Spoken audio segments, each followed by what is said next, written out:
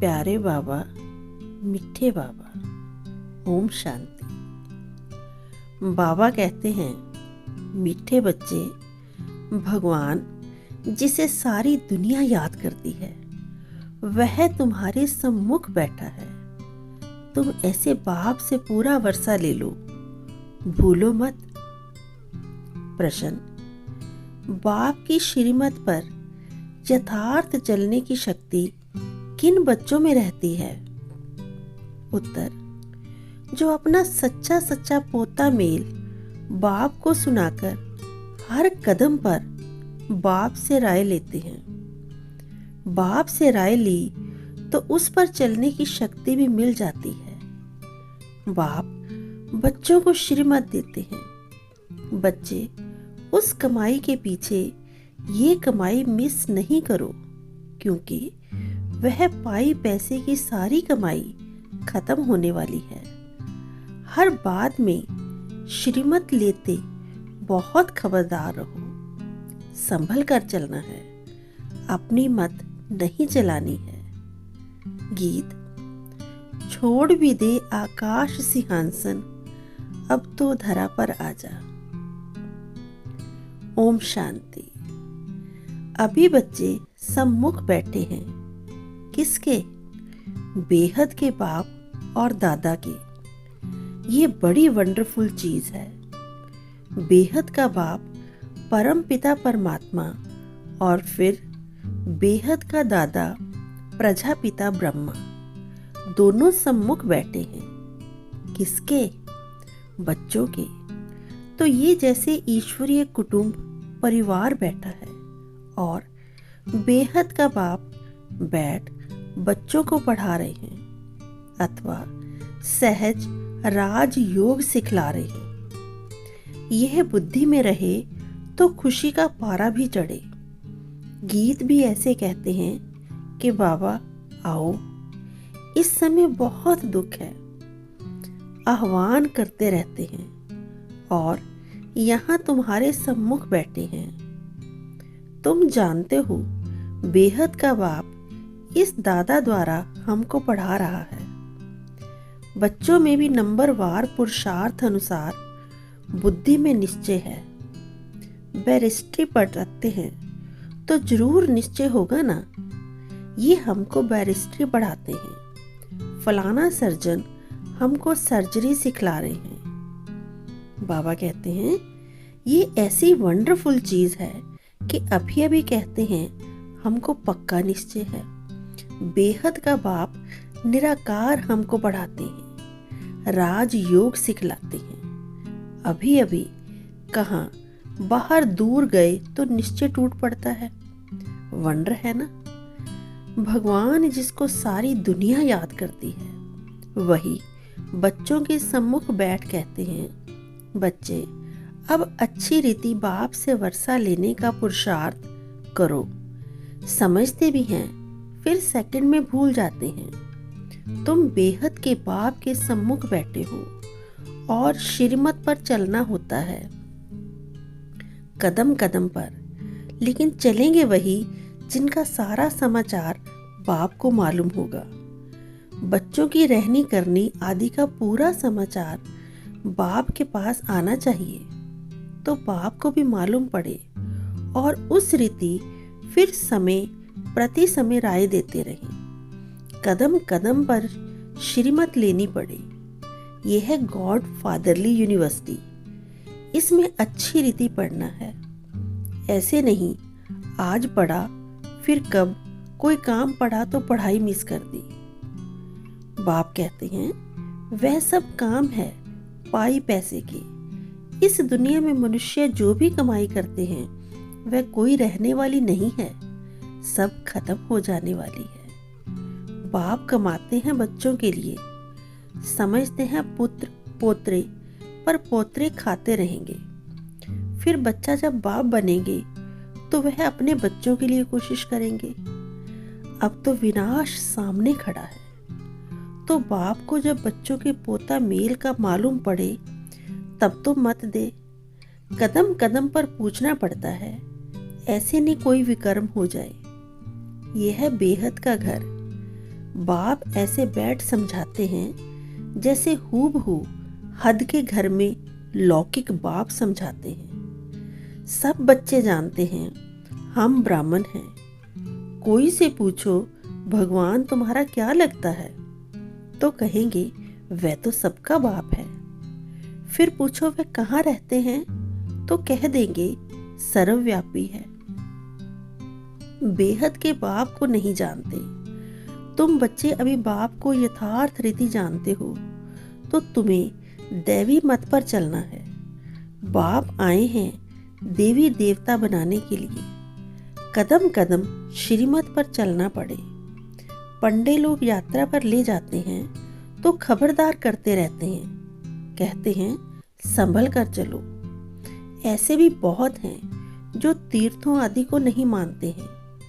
तीर्थ माना भक्ति, तीर्थ को ना माना गोवा, भक्ति को ही नहीं माना। भक्ति मार्ग आधा कल्प चलता है। भगवान की खोज करते रहते हैं, बहुत भावना रखते हैं, शिव के आगे बहुत जाते हैं, समझते हैं भगवान का दीदार हो जाए। यह है भावना। फिर साक्षात्कार हो जाता है तो बहुत खुश हो जाते हैं, समझते हैं हमको भगवान मिल गया, कृष्ण मिल गया, हनुमान मिल गया, बस अब तो हमारी मुक्ति हो गई। परंतु मुक्ति तो कोई की होती नहीं। बाबा कहते हैं अब बाप अच्छी रीति बैठ समझाते हैं, मीठे बच्चे अब एक तो सबको बाप का परिचय दो। इस समय सब निधन के हैं, तुम भी निधन के हो। अब बाप द्वारा तुम सब समझते जाते हो। कहते हैं ना हम नीच पापी हैं। भला ऐसा नीच किसने बनाया, किसको भी मालूम नहीं है। कोई भी अपने को मूर्ख नहीं समझते हैं। यह ड्रामा अनादि बना हुआ है। सबको नीचे जाना ही है, भ्रष्टाचारी बनना ही है। तो ये ख्याल करना चाहिए कि हम भगवान की फैमिली हैं, भगवान हमारा बाप है, तो जरूर हम विश्व के मालिक होने चाहिए। फिर हमारी ऐसी दुर्गति क्यों हुई है, ये किसकी भी बुद्धि नहीं चलती है। एक तरफ कहते परमात्मा सर्वव्यापी है, दूसरी तरफ कहते शांति कैसे स्थापन हो। मूंझ पड़े हैं, कॉन्फ्रेंस करते रहते हैं, समझाने से भी समझते नहीं हैं। उन्हीं को समझना है। अंत में तुम बच्चों को योग में रहकर कर्मातीत बनना है। तुम ही संपूर्ण निर्विकारी थे, फिर बनना है। बाकी जो इतने धर्म हैं वे सतयुग में नहीं होंगे। जो सतयुग में थे वही बहुत समय से अलग हुए हैं। उनके लिए ही कहा जाता है सिकिलदे। आत्मा परमात्मा अलग रहे। कौन सी आत्माएं पहले पहले परम धाम से आई यहाँ पाठ बजाने। पहले पहले आती हैं देवी देवता धर्म की आत्माएं पाठ बजाने। उन्हीं को ही अपने धर्म में लाना होगा। बाप कहते हैं उनके लिए ही आना पड़ता है, साथ में सबके लिए भी जरूर आना पड़े, क्योंकि सबको मुक्ति देनी है। अब देवता धर्म है नहीं, उनका ही सेपलिंग लगना है। कोई किस धर्म में, कोई किस धर्म में चले गए हैं, वही निकल पड़ते हैं। यह धर्म की स्थापना कितनी वंडरफुल है। तब तो कहते हैं हे प्रभु तेरी श्रीमत गति सदगति की बड़ी वंडरफुल है, जो कोई समझ ना सके। देवी देवता धर्म की स्थापना कैसे होती है। इतना समय जो पतित देह अभिमानी बन पड़े हैं, उनके लिए फिर देही अभिमानी बनना है। इसमें मेहनत लगती है, घड़ी घड़ी भूल जाते हैं। बाबा कहते हैं उठते बैठते मुझे याद करो। वे कर्मों का बोझा तुम्हारे ऊपर बहुत है। सुख भी तुमने बहुत देखा है, दुख भी तुमने बहुत देखा है।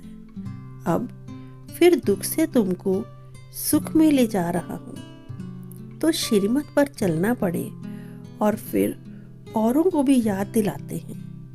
सृष्टि चक्र का राज समझाना बड़ा सहज है। उनको ही त्रिकालदर्शी कहा जाता है। बाबा ने समझाया है, बोलो भगवान के तो तुम बच्चे हो ना। भगवान है स्वर्ग का रचयिता, तो भगवान से जरूर स्वर्ग का वर्षा मिलना चाहिए। यह बात तुम ही जानते हो और तुम ही पूछ सकते हो। कहते हैं ईश्वर ने पैदा किया तो तुम ईश्वर के वारिस होने चाहिए ना। ईश्वर बाप स्वर्ग का रचयिता, फिर तुम नरक में क्यों पड़े हो? ये तो तुम जानते हो, हम पहले स्वर्ग में थे।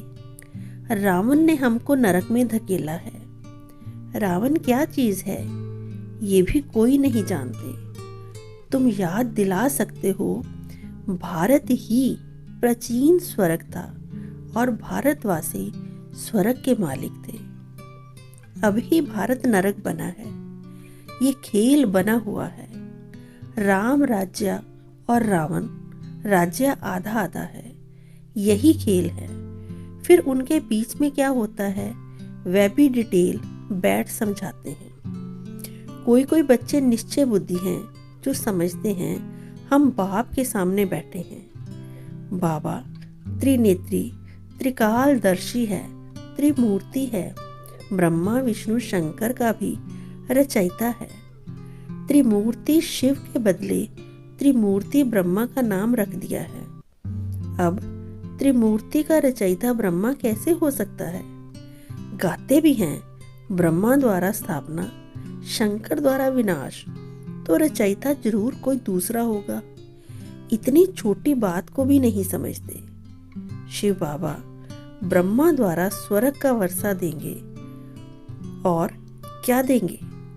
विष्णुपुरी कौन स्थापना करते हैं?